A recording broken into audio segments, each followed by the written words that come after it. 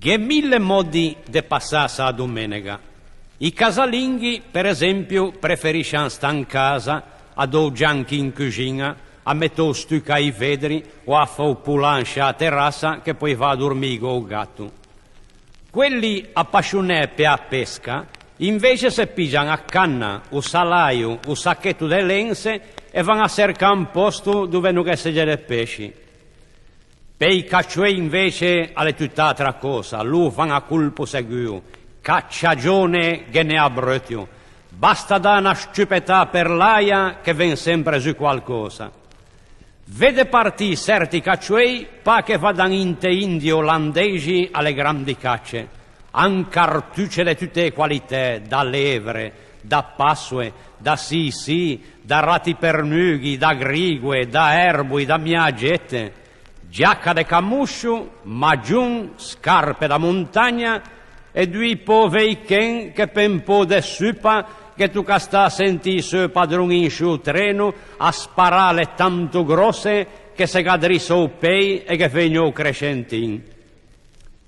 I motoristi invece shortano in casa qua d'automobile sintetizzata, arvan gaso e scappamento e dopo aver angusciato ben partan con un assetto de re che naturalmente va sempre a finire allo spia.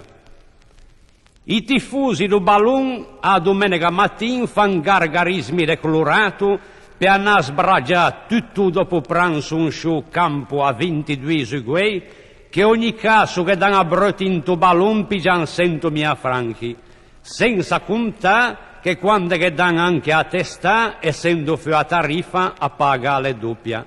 Non parliamo poi del calcio di rigore che non è di né da pagarlo. Mi invece a domenica me ne vado a giocare bocce. Me parto di in casa quei me 2 bocce sintetiche radiocomandate. Basta che molentera che van dritta in su balin. Ci son lunghi e ci da ben. La trota giocando a votri, mantio il balin a San Pedena, quasi vicino alla lanterna. Sapete cosa ho fatto? Ho tionta lanterna e del repico ho pigiato il balin e lo mando a caricamento.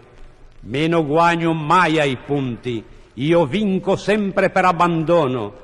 E se qualche dunque vuole bregame, come aspette domenica Serbin.